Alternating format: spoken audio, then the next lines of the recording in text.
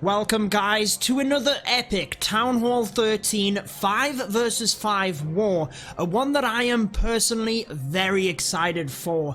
We have ONEHIVE battling out of CZX Knights versus King Jeffrey. This is all part of the Pinnacle Cup and every attacker only gets one attack, so we will show you every single one of them live. If you do enjoy this video, be sure to subscribe, and also we do have a lot more 5 versus 5 wars just like this. I will be sure to have that in the description as ever for the playlist. However, let's dive into the first attack.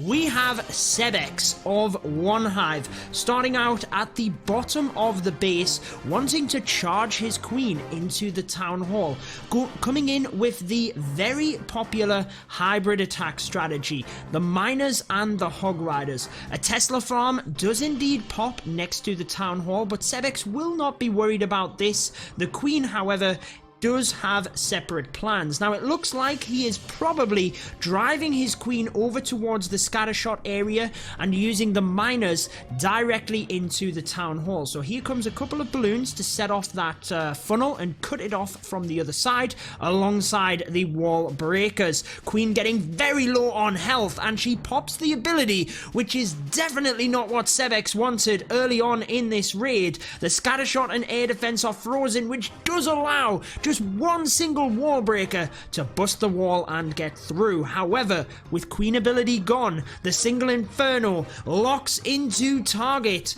but the queen will get there thanks to the freeze spell. CZX charges forward. The siege barracks down to 6 o'clock will just help him to create the funnel and drive miners with the hog riders straight onto the town hall, but CZX has lost his queen. A black bomb also flying across the map to the healers, so not looking good for him. He's almost going to be guaranteed the 2-star here because he's at 40%. Miners though taking huge damage. The hog riders, should we say, miners getting held onto for the town hall, and a heal spell is dropped in the grass. This is not a good start for him. Miners drive themselves forward. We've got an ice golem and the skeletons as well, which will distract the miners.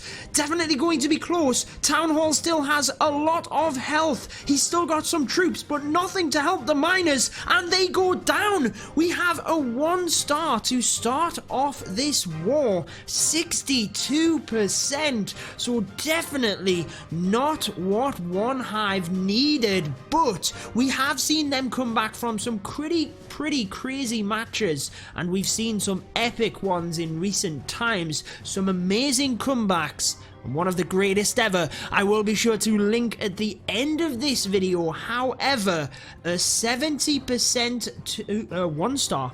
I said 2-star. 1-star just to rub salt in the wounds. King Jeffrey have the opportunity to pounce and take advantage of that 1-star. Imagine if they get a 3-star here. They go 2 stars in the lead despite only 1 attack. The battle blimp with yetis inside alongside the rage spell is a very good opener if you can do exactly this. Takes out the town hall, lures the clan castle troops, which means the queen charge can take out the ice golems relatively easily here, and then the queen has a lot easier pathing for this attack. So a good start by King Jeffrey. They did lose their first matchup to crunch time, 12-12. It was an incredible war, crunch time winning on percentage, so King Jeffrey will be looking to bounce back from that defeat and get themselves a victory here in the Pinnacle Cup. The queen can drive herself across to this bottom area because the town hall is down, and the king down to 6 o'clock aims to create the funnel for the queen coming through. We then have wall breakers and 2 freeze spells in the army composition. Now these will be crucial because there's a lot of splash damage in this area. The bomb tower, scattershot and multi going to have to freeze all of that alongside the wall breakers. An interesting freeze here because potentially he could have used that to help the wall breakers. However, one test wall breaker goes through and they do not get the wall. The multi takes them down. The freeze was too early and the rage was not there, so he swags a rage spell pretty much straight away here, and it leaves the healers vulnerable. A very nervous start by both teams. However, the one thing that Zerg did in this one was secure the town hall early on. That's also the beauty of using the battle blimp in that manner. So despite the queen going to go down, it is a guaranteed 2-star. We've got that 50% Hog Rider soldier forward, but there's no way of a 3-star. Remember guys, it is all about the stars. 3 stars for that 100%. You can get anything you want, but if you miss the town hall, you miss a star guaranteed. So it's all about stars. Percentage only comes into play when the stars are aligned, if you will. Hog Riders though get to the back multi-inferno, and this actually looks pretty strong. Imagine if the initial multi-inferno went down, this could have been a certain 3-star, and it is still going to be close. Getting high of 90%. It will probably close up at 90, I would assume, and that is with a complete fail towards the start with the wall breakers. A swagged rage spell. We're actually not getting the 90%, but it is a mid-80s. All of the defenses cleared. Amazing stuff. Despite the fail, it could have been so much better. Matty decides to attack with the same hybrid attack, the Hog Riders and Miners. He does use the battle blimp, but interestingly, not for the town hall. The Yetis are going to be used to get the multi-target inferno, does lure the clan castle, but also does create that pathing, as we have mentioned. The 2 Yeti mites take out the archer tower like a boss under rage, but it now allows the queen to drive straight into the town hall. We do have grounded expos around that town hall, so the queen will be under immense damage here very shortly, but she can take out the ice golems free from all of that damage, and that is exactly what you want. You do not want the ice golems freezing your queen when she's taking tremendous damage.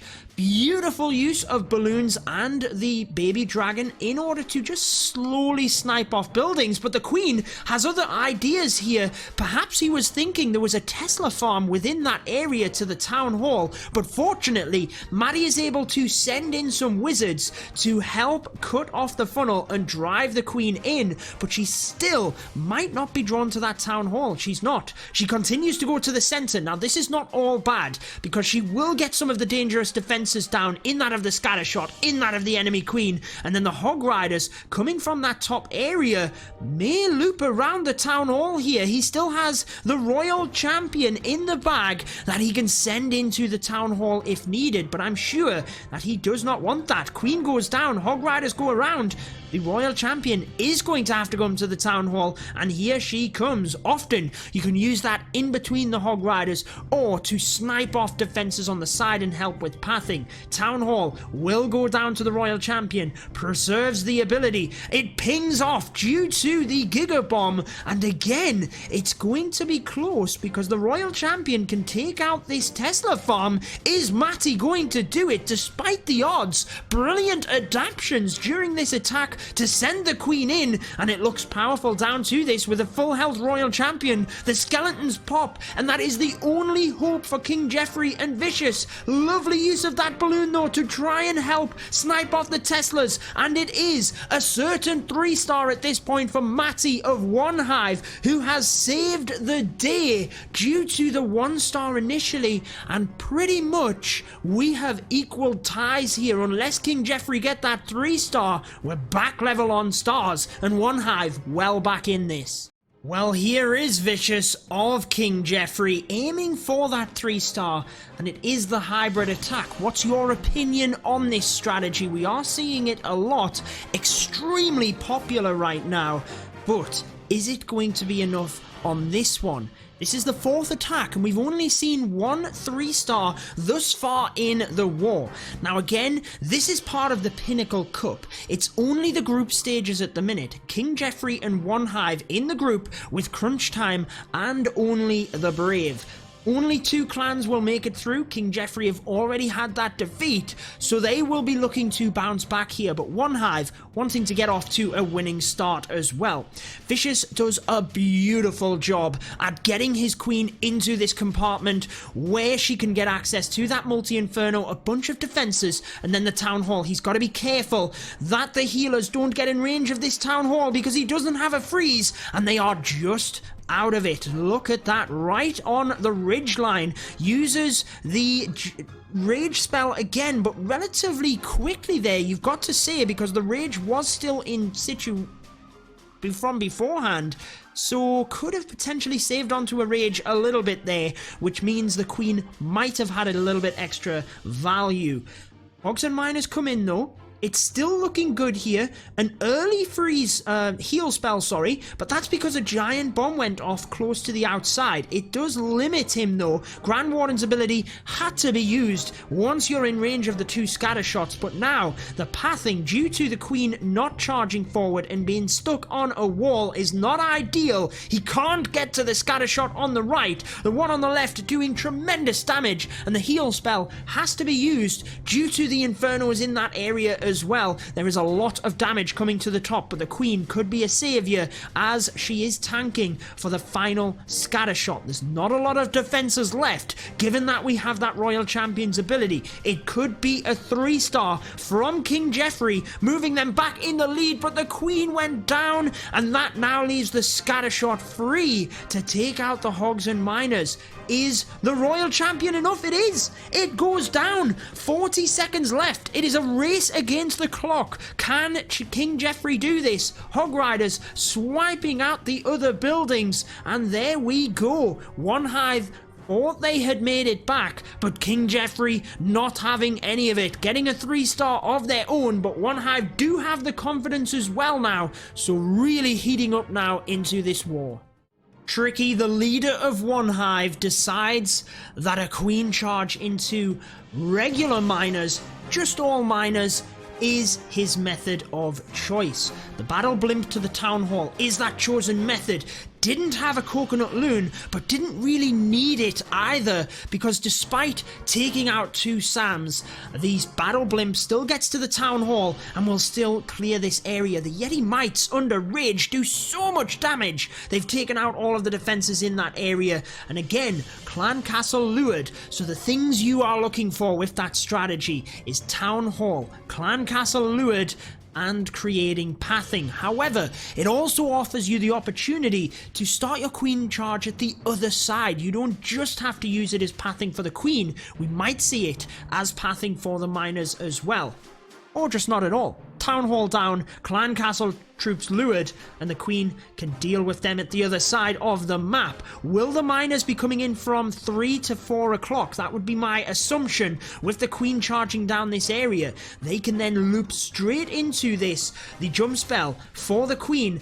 Really what Tricky wants is the scatter shot and the eagle artillery, and he's got good pathing for that. King cutting off the funnel on that right hand side, so it is going to be a 4 o'clock deployment of the miners, and I've got to say that this looks very good. It is all about the scatter shot. Can Tricky get to the scatter shot at the back end or not? Beautiful pathing for the miners to come through. The first scatter shot, an eagle. Lock target, the single onto the Royal Champion. She did not get the ability off. That is going to be huge. When the single inferno locks onto the Royal Champion, you've got to press that ability before it auto goes off. Now Tricky did indeed press it there, but it was still too late. The single went down, and wow, the scatter shot do incredible damage and wipe out the miners. That is the power of your scatter shots, if you weren't already aware. Now just trying to get any percentage possible, and I do have to say I liked the plan. I feel it was very good, but just couldn't get to the scattershot enough. Imagine what a freeze or two could have done here, freezing an X-bow, scattershot, and an Eagle artillery all together. Perhaps that could have been the difference maker in this attack, but tricky, not able to get it done. 68%. Mendicus attacking Sebex.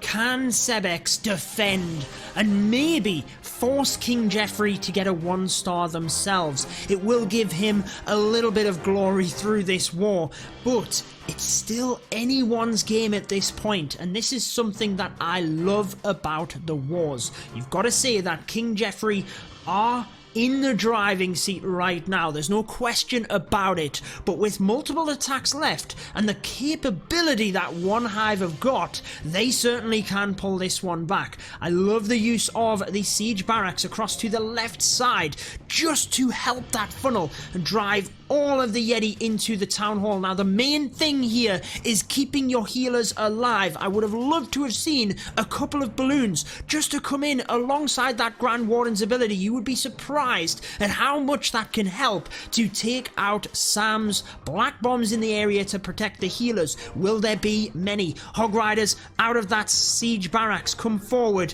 and the jump spell is a little misplaced there. It might have just clipped the compartment. However, the Yeti are going to be stuck before that. Definitely could have been placed over the X-bow itself. Was that a mistake from the attacker? You've got to say that most likely it was, but the Yeti get there anyway, force themselves forward, and well, I guess all of the compartments are open, but definitely did struggle a little bit in the center. The Queen gets the multi-inferno, but Yetis go down, and check it out, guys. There's only 2 healers, so some of them must have gone down. There's another Sam, which means that is where your Yeti attack can fail. When your healers go down, your Yeti are exposed, and it's only a 69% so far.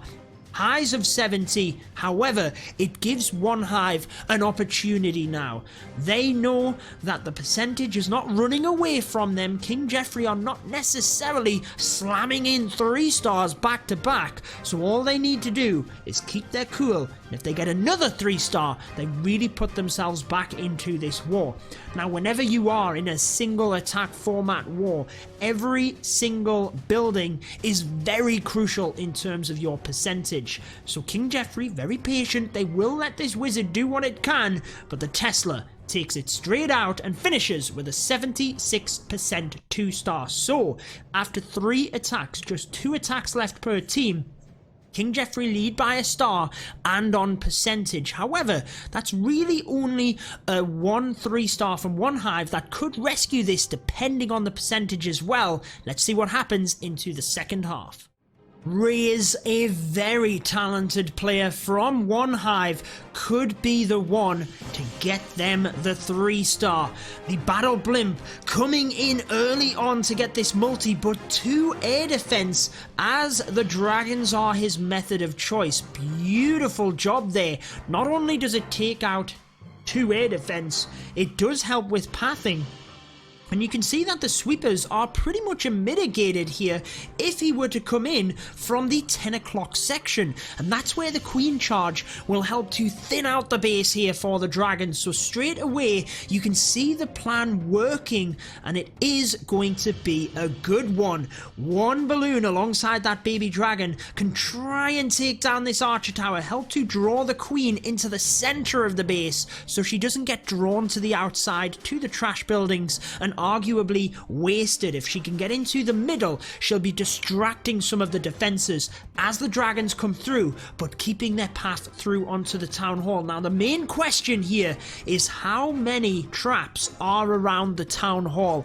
Are the dragons going to get shredded once they get there? The Grand Warden's ability has got to be used in that area, one would assume, and the Queen takes major damage. The ability is used, but from this point out, out, she also has the coverage of the dragons. Now, an interesting early Grand Warden does help to soak up 2 black bombs, so arguably very effective, especially given that the dragons have split. You never want your dragons to not get that benefit. Raise with the queen through the middle is where the importance lies, because it sends the dragons to the town hall, and wow, that was close. They got it, but that's why Reyes had the royal champion as well, waiting in the pocket, decided to use it once he was comfortable, and wow, didn't happen for him. Queen tanking the scatter shot, but with another air defense which was hard to get to, it just didn't happen for the dragons. The pathing wasn't quite there, and they split around the town hall. However, 45 seconds left. Reyes is going to get a tremendous percentage here.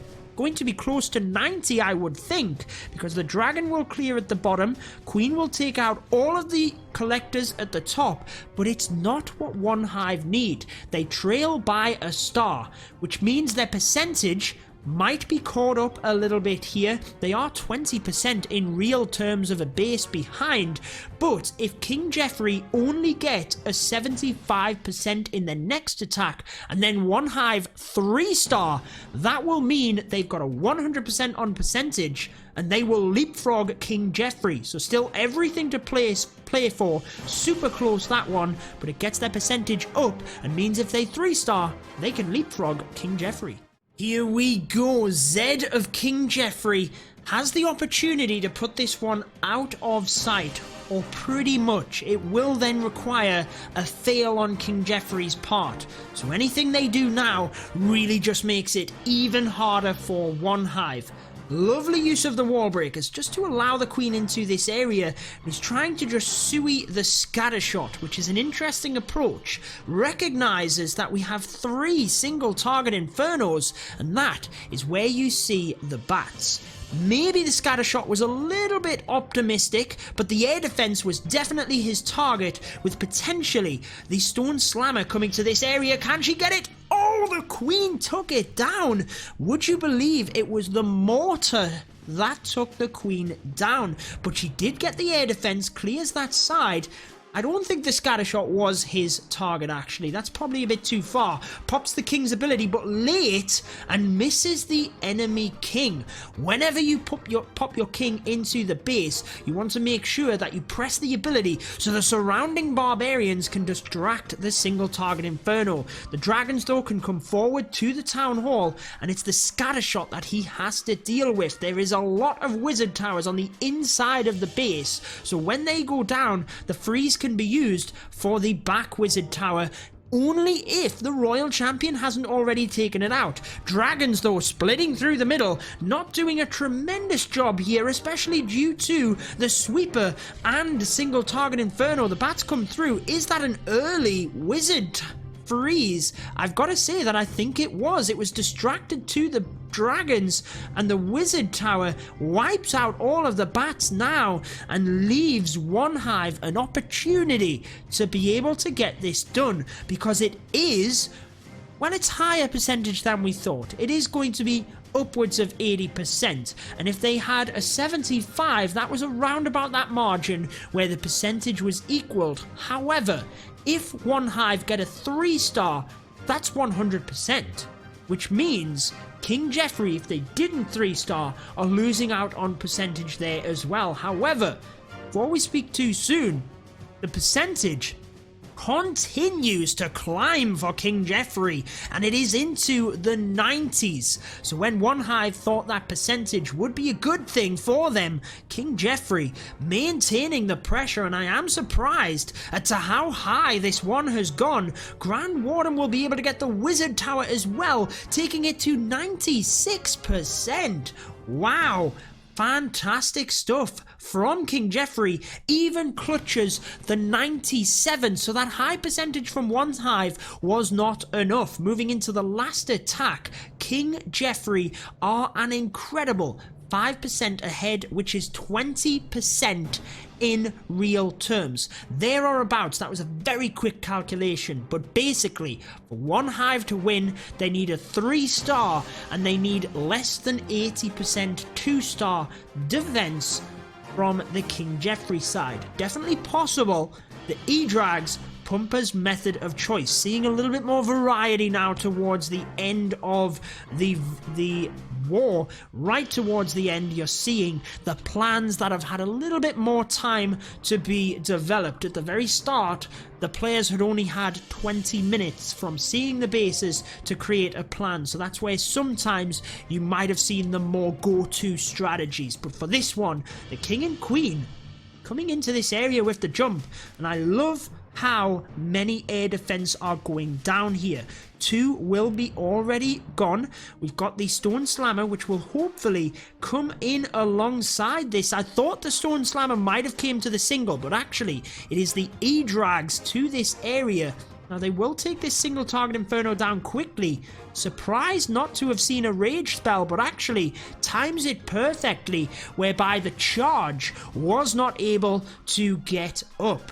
The second one though, onto the E-Drags, that is doing damage, but that's where the Grand Warden's ability comes through. Now I probably would freeze that single because it is on maximum power and the E-Drags are going to go down, but wow, Pumper getting everything right here, because as soon as the Grand Warden's ability wore off, the single went down. No damage. However, this is the difficulty. The E-Drags caught on the outside now. If only they were in towards the Scattershot and Expos, that would do a tremendous amount of chain damage with the Rage and the Freeze and be able to get through that. But how fortunate will he get? Will some of them peel off onto the inside where he can then use them spells, or is he stuck? Waits for the Royal Champion. Once the Grand Warden's altar goes down, Royal Champion will no doubt come in to the Scattershot, but no, she's in to clear the defenses at the top. I guess that makes sense for archers to be able to come in, but it's got to be all out for the 3-star, so interesting approach. Wants to have the Royal Champion and the E-Drags merge together at the end. I would have maybe brought that Royal Champion in towards the Scattershot. She does go down, the E-Drags are on very little health, and the haste is not going to be able to do anything here, which means that ONEHIVE are now in the fate of King Jeffrey. If they make a mistake, ONEHIVE could still win this. But if no mistake is made, then King Jeffrey will get the victory, and it will mainly be the back and forth war, the 1-star at the start really being what has cost this. 95% 2-star for ONEHIVE, which means King Jeffrey just need a star and they will, as long as they get, let's see, 60%, be ahead with a 1-star. Here it is then, Unit Con of King Jeffrey with the Yetis. A very comfortable, safe 2-star strategy. You can't get too clever in this stage. As much as they want that 3-star, King Jeffrey recognizing that the 2-star will get them the victory, so just guarantee it. Do not fail on all accounts. The King and Siege Barracks create the funnel alongside the Grand Warden on the opposite side, which means all of the Yeti can drive into that town hall, get the 1st star, and then it's all about percentage. And with this opening, you can almost guarantee that the 50% is going to happen. Grand Warden's ability, did it catch the Yetis? I couldn't quite see, but the percentage driving up already. Surprised not to see that jump spell, but wants the Yeti to just bust out here initially and then use the jump to the back end. Definitely a better play in terms of driving up that percentage, going for the 3 stars. Still here, King Jeffrey, if they can get an extra star on the board, then they are going for that. Hog Riders with the heal spell trying to get the multi, but it is going to be close as the Royal Champion does indeed take it down. Attacking Royal Champion can then charge through that. The Yeti are getting thin. We've still got some healers. We've still got the Queen's ability. So it's going to be a good percentage. It's going to be the victory for King Jeffrey. But can they wrap this up in style and get the 3 stars? Look at the Royal Champion. Did a tremendous job as the Yeti were tanking in this area. Now there's still a lot of Yeti here. They will slowly make their way around. The Queen with the ability. It's going to be close. It is going to be close. It's unfortunate that the Yeti have spent so long walking around the base, but the Queen and the ability will be merged to this area, and it's looking good. I think this could be a 3-star. I really do. It all depends on... Oh, the Queen will have to use the ability because of the giant bomb, so it all depends on how quick the Yeti are here. I'm not sure that the Queen now will survive due to the ability being used. The Archer Tower will take her down. Irrespective, King Jeffrey have the 3 not the 3 stars, but the victory. The 3 stars are what they want. And look at this. There are plenty Yeti mites within that basket, which means they could jump across. But as the time ticks down, will it be a 3-star or will it not? Yeti's closing in. Yeti mites in the basket, waiting to pounce. Unfortunately, they have not been targeted, which is what Unicorn needed. Wanted the Yetis to take damage for the Yeti Knights to pop out, and unfortunately, it is 98. So close to the 3 stars, but it is enough to give King Jeffrey the victory. 11-10, 91.8% total destruction. GG to them. You do want to see more Town Hall 13 5 versus 5 wars. It's in that pinned comment, but we will be back again tomorrow. Until then, guys, peace out.